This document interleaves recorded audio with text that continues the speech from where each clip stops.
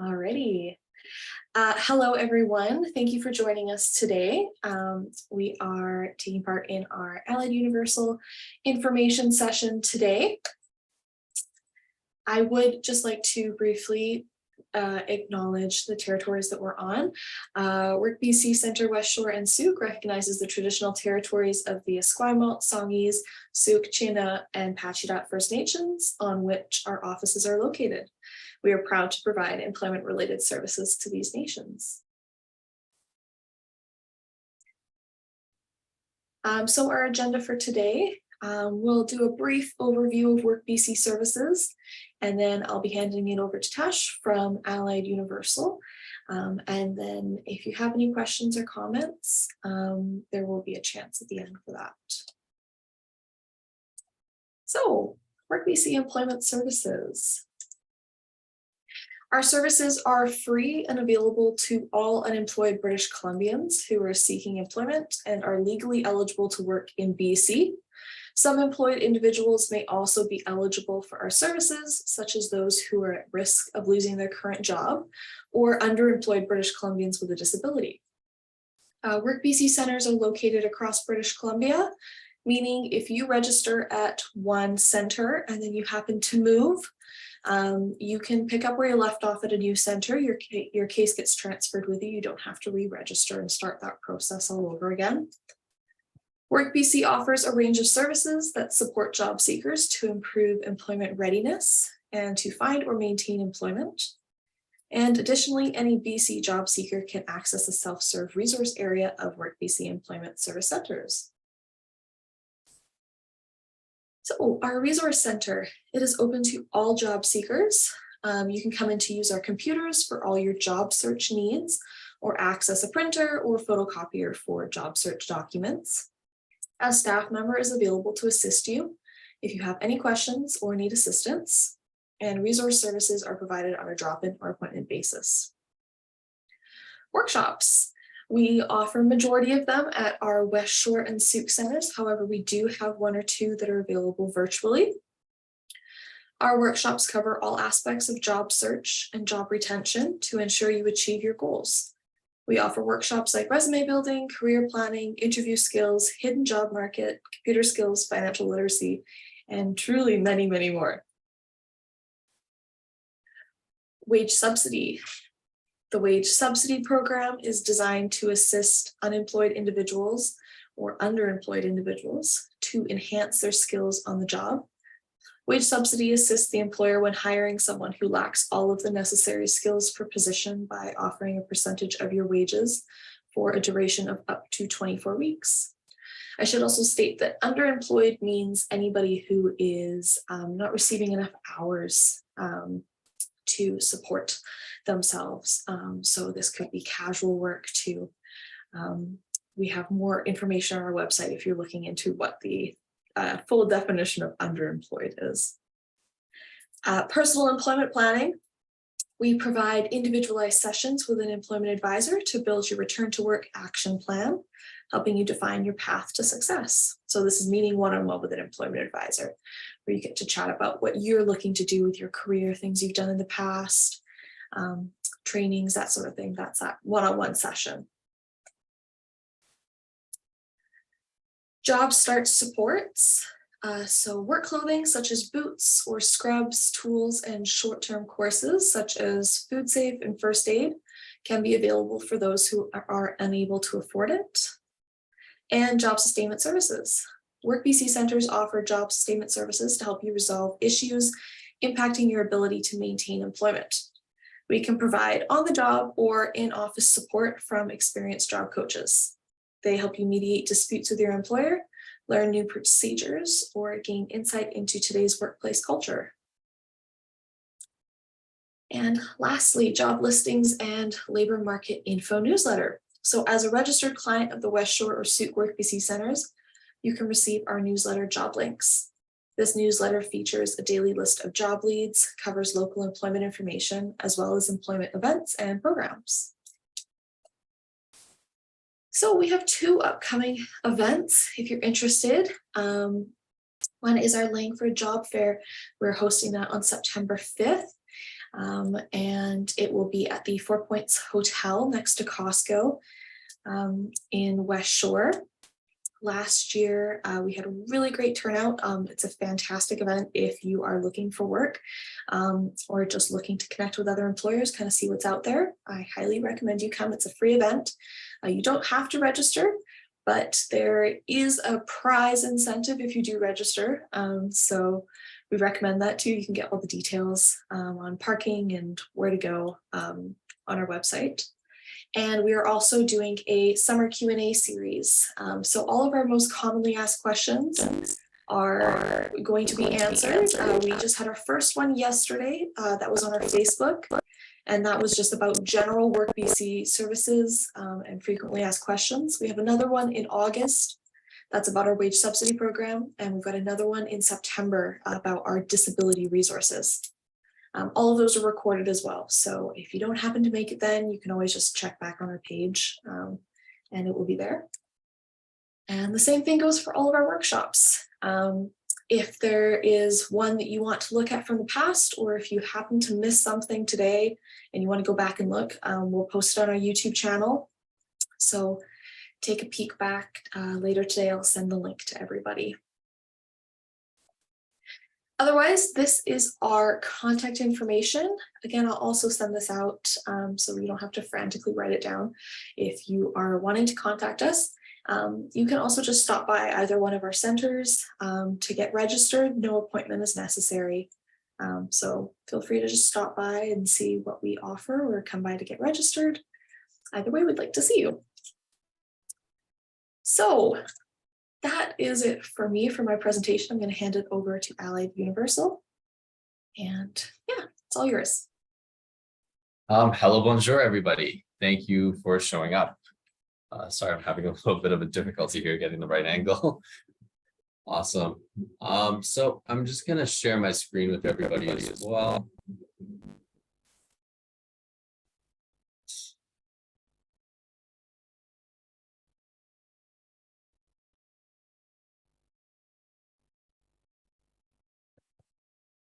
Great. And can everybody see the slides? I assume so.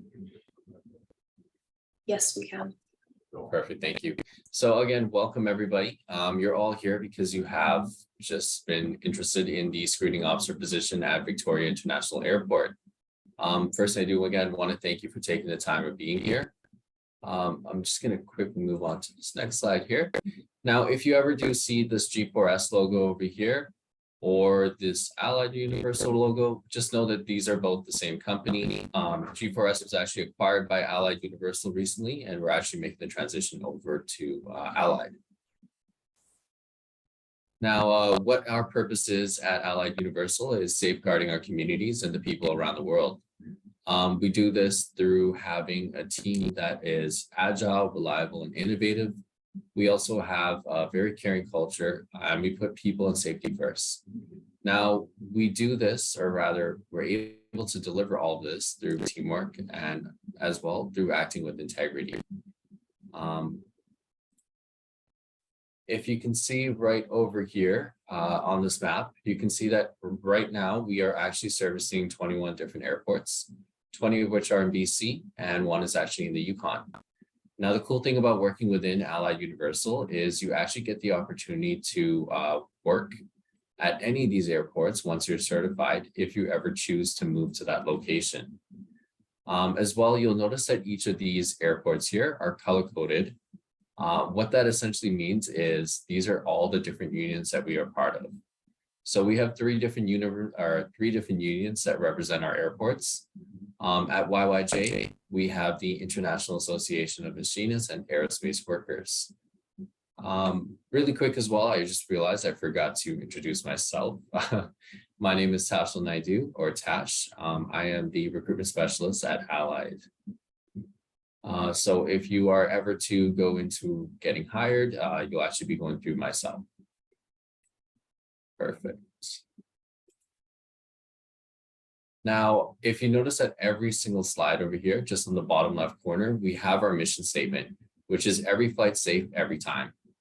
Anytime that you don't hear about a plane crash or you don't hear about somebody breaking into the airport with any dangerous items, that means our screening officers are doing their job. And really it comes down to not only our screening officers, but our service delivery managers, or our regional managers, duty managers, and so forth. Essentially, again, ensuring that our airports are safe and secure, and that everybody who is entering is actually screened. Now, you'll also notice that we have another agency over here. It's called CATSA. It's actually a federal agency, and we're actually contracted by CATSA, which is the Canadian Air Transport Security Authority. So if you were to ever become employed by us, and if anybody asks, who do you work for? You don't work for CATSA, you actually work for Allied Universal. Now, here at YYJ, we have 4 different departments at which we run. We have pre-board screening, hold baggage screening, NPS, which is non-passenger screening, and NPSV, which is non-passenger screening vehicles. Each of these locations are all worked by our screening officers. PBS is one that we'll all be familiar with. I'll actually go over that in a little bit more detail on the next slides. Now, for the screening officers, the screening officer's jobs and responsibilities really come down to screening our passengers, our non-passengers, the vehicles, and the bags as well. Our big role within our company is providing customer service to our passengers. As a screening officer, some of your duties may involve verifying passenger documents, reporting any suspicious activity, and as well completing all training programs, qualifications, and certifications that are required of our screening officers.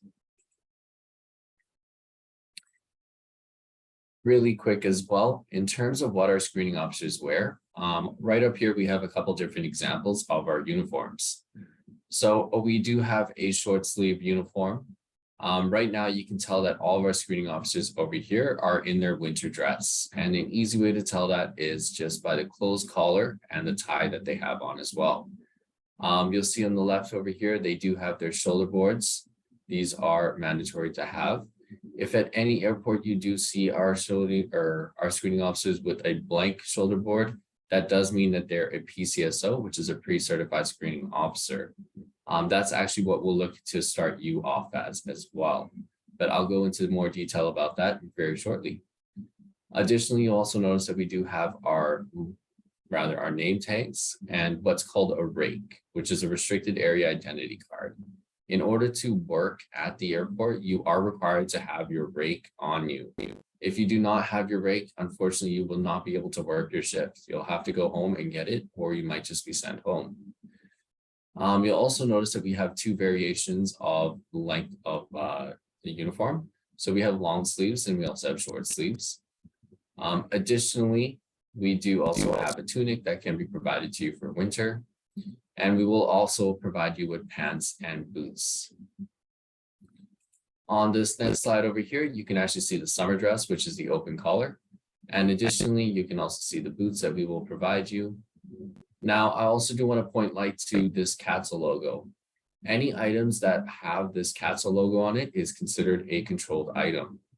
So essentially what that means is if that item were to ever go missing or go lost, you would have to report it not only to us, but also to the police.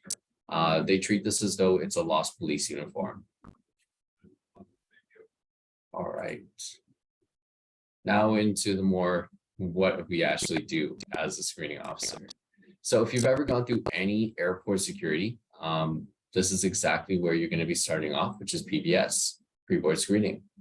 Essentially, in this role, there will be verifying passenger documents as well as running certain machines like our explosive trace detection machine. There'll be a repacking station like you can see on the right over here, which is essentially the bins going through the belts or the conveyor belts. And all the items going on there will be x-rayed as well. On the left here, you can see actually they are running an explosive trace detection just to see if anything is on any of the items on the passengers. And over here, we can actually see one of our screening officers working on an x-ray machine. In the far back, if you can see my mouse as well, you can actually see 2 screening officers who have an item that's been flagged, and they're actually searching that item as well. So it's a very engaging role. And frankly, it's actually really cool. Some of the stuff that you get to do and get to experience are, not a lot of people have that type of experience. And if you ever have any dreams of joining any of the law enforcement like CBSA or RCMP, this is actually a really good gateway to get into those fields.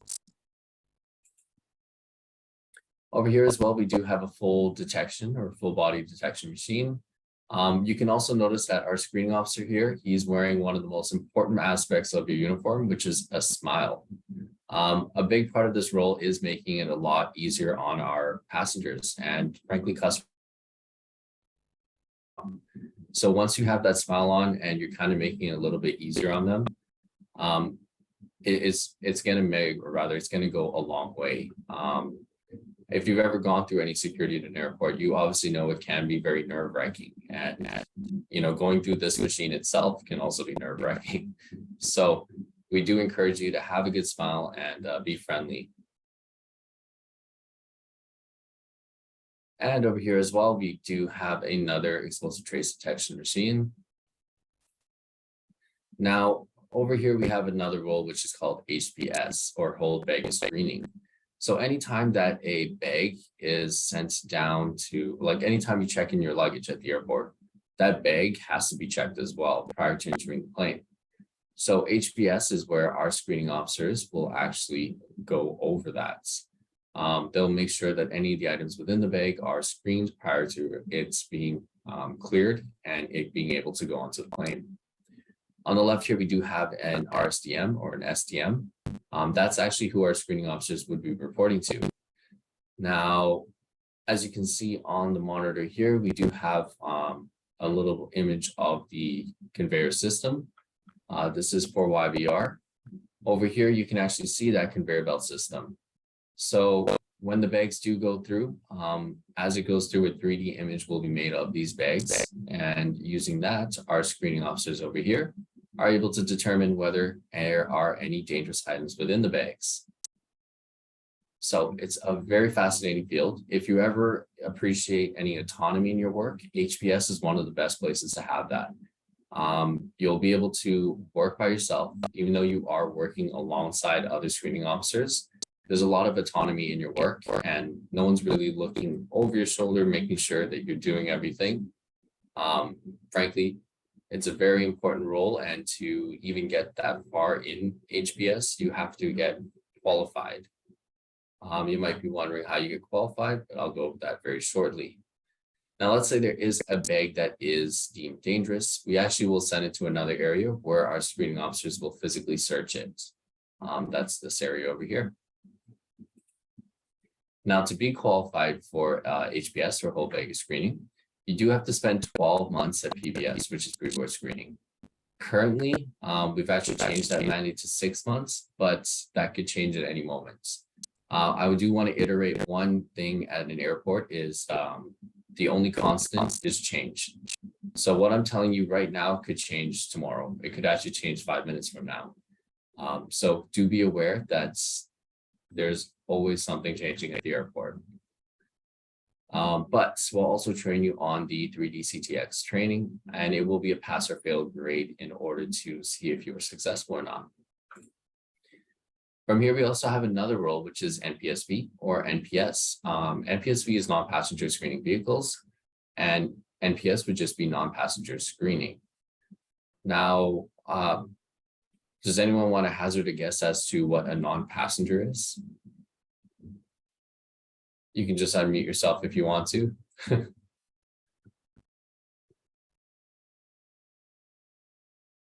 Okay, I'll take that as no one is feeling up for it right now. But a non-passenger is any employees at an airport. So essentially that could be myself. It could be someone who works on the ground crew, a refueling crew, catering crew, anybody. A non-passenger screening vehicles would include any of the vehicles that work on the tarmac. So again, like refueling trucks, police cars, ambulances, fire trucks, and really catering trucks, so forth, right? Anything that again goes onto our tarmac. Now at NPSV, essentially you are in charge of screening the vehicles as well as the non-passengers. So again, you could be charged with screening even police cars, but there is certain procedures that will train you on how to do that. I don't want to go too in detail. They'll actually go over that if you choose to go forward with the job. Now, over here, we do have an area where the non-passengers will come in and get screened as well. As you can see, it's a very similar setup to the inside of PBS, which will include an X-ray machine. They do also have explosive trace detection machines, and basically everything that you go through in PBS, our non-passengers or employees will have to go through the same thing over here as well. And if you enjoy working on a team, NPSV is one of the best places to do it because you actually get to work with a very close-knit team, and it's actually quite a bit of fun. There is a little bit of downtime as well, where you guys will be able to go over here in the back right. I'm not too sure if you can see it, but there's actually an area where you can even train on 3D scans or the X-ray machine and so forth. As well, if you are an airplane enthusiast, NPSV is one of the best places to be. Frankly, as you can see in the left over here, you got a great view of the plane. Oftentimes you can see some amazing animals like eagles and falcons and all that kind of thing just flying through the airports. So again, if you are ever interested in being on the ground and seeing the planes taking off and landing, it's one of the best places to do it. Now, to be qualified for NPSV, you do have to work 6 months at PBS. Currently, that right now has changed to 3 months. And again, we will provide you with NPSV training as well.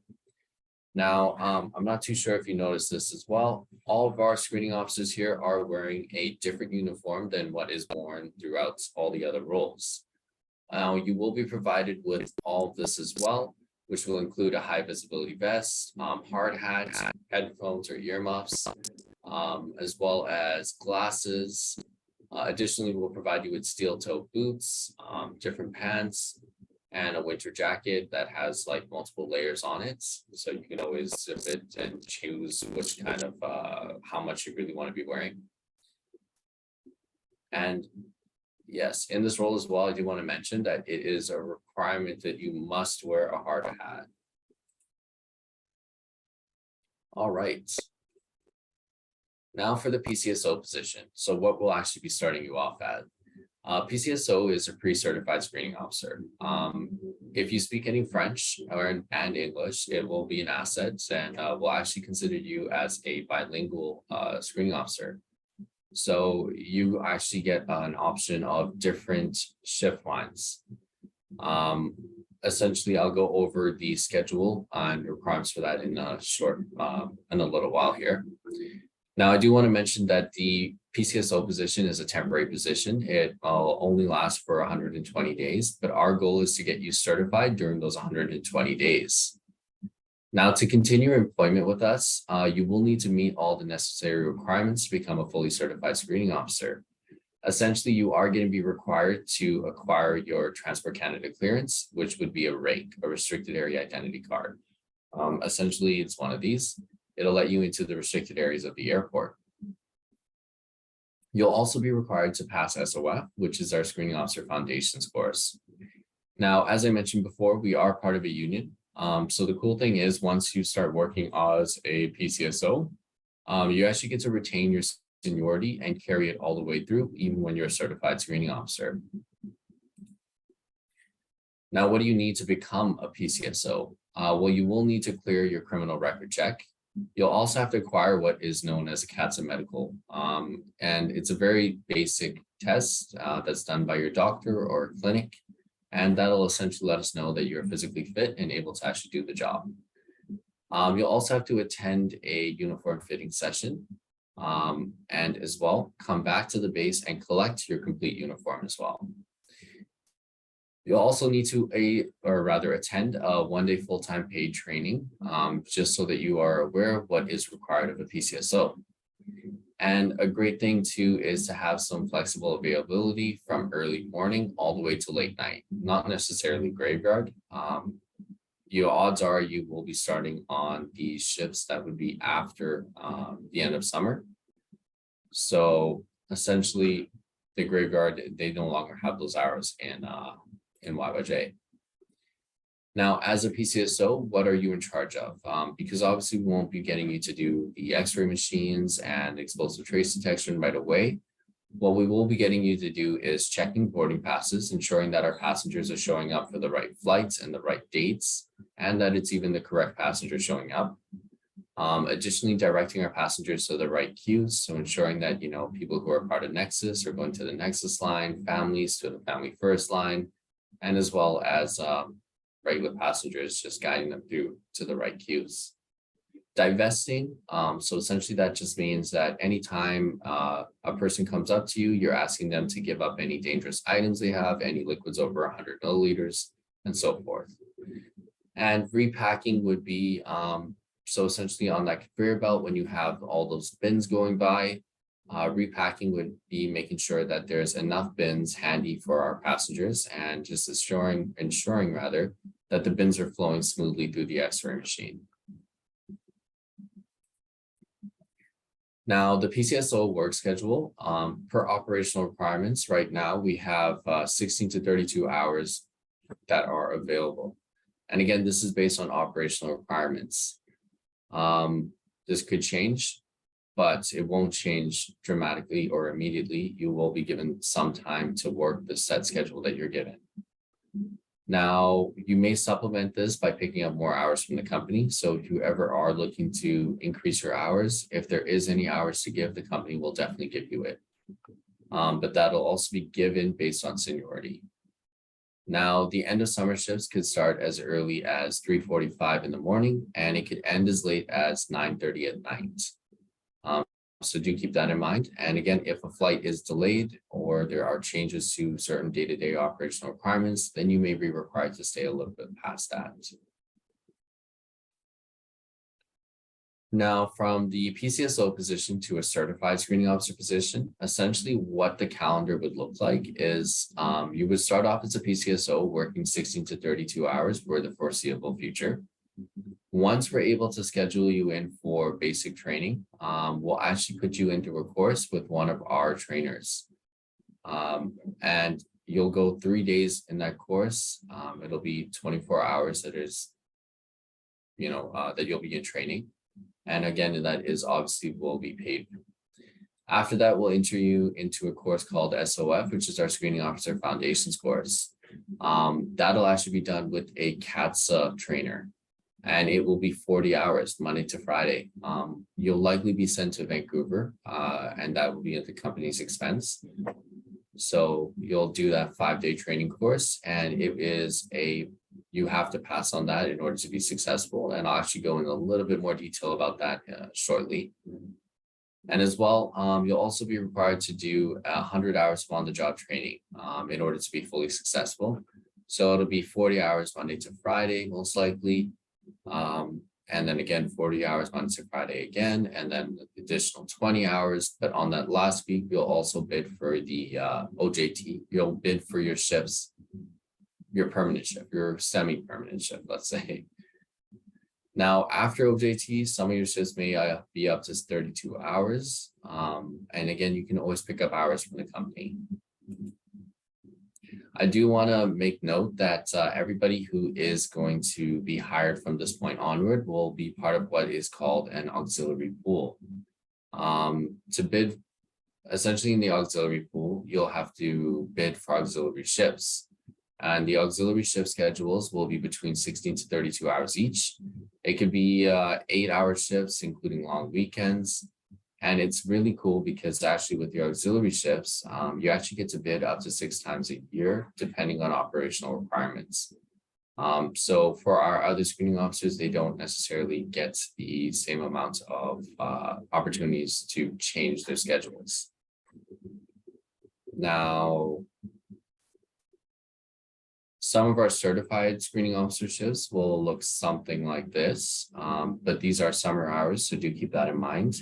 You will be starting at 3:45 in the morning, and you could be working all the way to 11:45 a.m.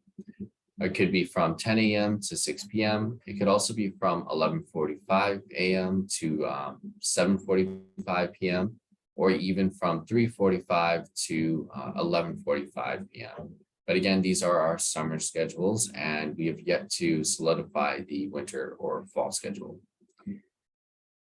Now, all of our screening officers will be required to bid a line that does work best for your personal schedules. But I do want to mention again that when you are bidding for your shifts, it will be based on seniority. Because again, we are part of a union, we're not necessarily able to guarantee that you'll get the shift that you want. Now, what is our screening officer foundations course is going to look like? As I said earlier, it will be paid training and it will be full-time. Again, you'll start off with 3 days of basic training with one of our trainers. And in order to be successful there, you must score at least 80%. From there, you'll go on to 5 days of training with our screening officer foundations course, again, with a CATSA trainer. And again, to be successful, you must score at least 80% on the exams. Lastly, you'll do the 100 hours of on-the-job training. And as I stated earlier, during the last 20 hours, you will be bidding for a shift or a schedule. Now, again, to be a certified screening officer, you have to acquire a Transport Canada clearance or a RAIC, which is again the restricted area identity card. And you have to acquire this prior to starting SOF. Successful completion of our CATSA medical form will also need to be done. That again will let us know that you're physically fit and able to do the job. And lastly, you will have to have you will have to pass the SOF course, which again is the Screening Officer Foundations course, and as well complete the on-the-job training. Now, after all of this, why be a screening officer?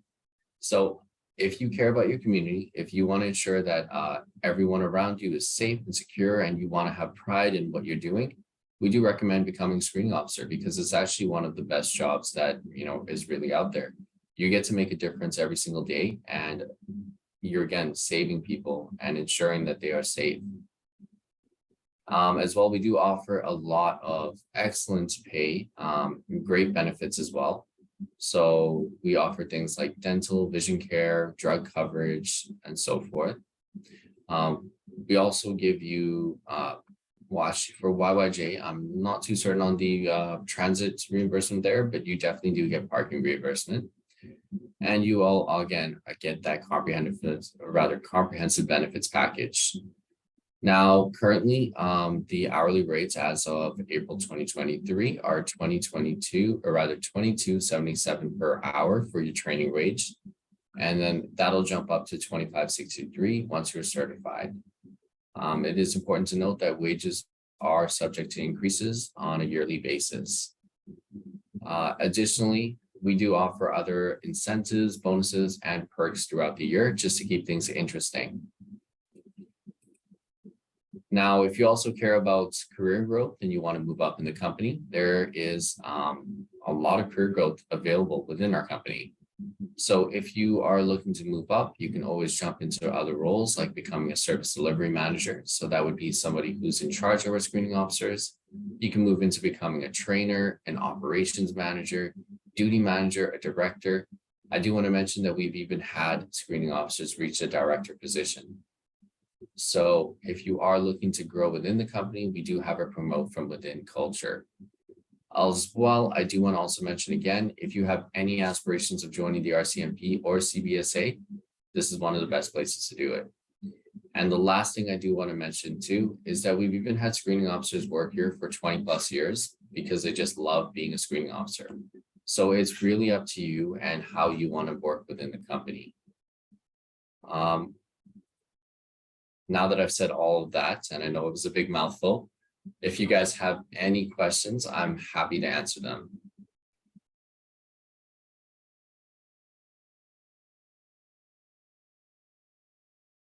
I do also want to mention that if you are looking to apply for this position and be a part of our company, you can always go to our website, Allied Universal, and apply at the Sydney location or at any other location that you feel is a better fit for you.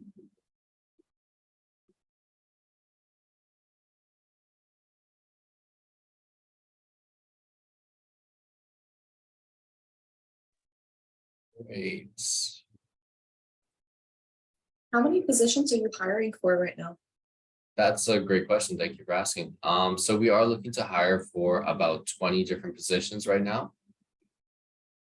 So there is quite a bit of open space. So if you are looking to jump in, now is a good time. We actually are filling up kind of quickly. We are actually we're actually getting quite a few applications coming in now. Yeah, so there is some interest in the position. I would actually say there's quite a lot of interest in the position. So the faster you get your application in, the better it will be for you, because then we can actually get you through the first rounds of interviews.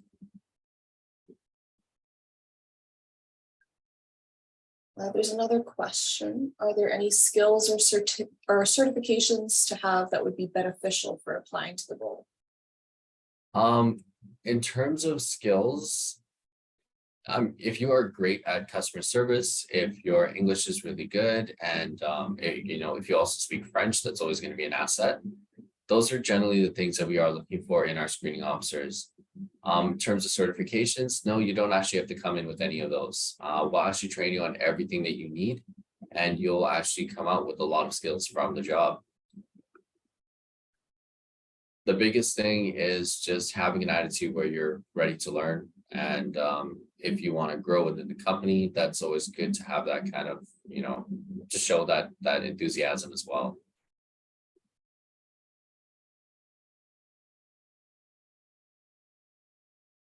No worries. Thank you for asking that question, by the way.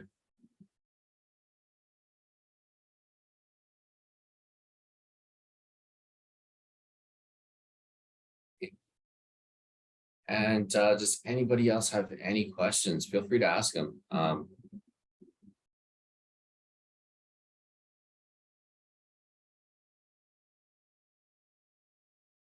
If any questions do get missed too, I will also be sending out contact details afterwards. So if anyone happens to think of anything after, you'll be able to reach out to either one of the companies if you have any questions. Yeah, I'll be happy to answer any questions you have.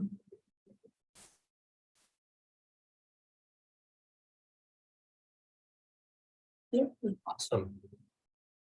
Well, again, I do want to say thank you to everyone. I assume, do you have anything else that you would like to say on your end? No, just thank you everybody for joining us. And thank you as well, Tash, and Allied Universal. I learned a lot about these jobs too, actually. So very interesting. And I hope that everyone found it really helpful, and hopefully you'll go apply. Otherwise, I think that's it. Great, thank you, everybody. I know it was a lot to take in. If you are interested, we'll go over that stuff in a lot more detail while you're actually on the job. It'll be much easier to take in that way. Thank you. Thanks. Take care, everyone. Bye. Bye.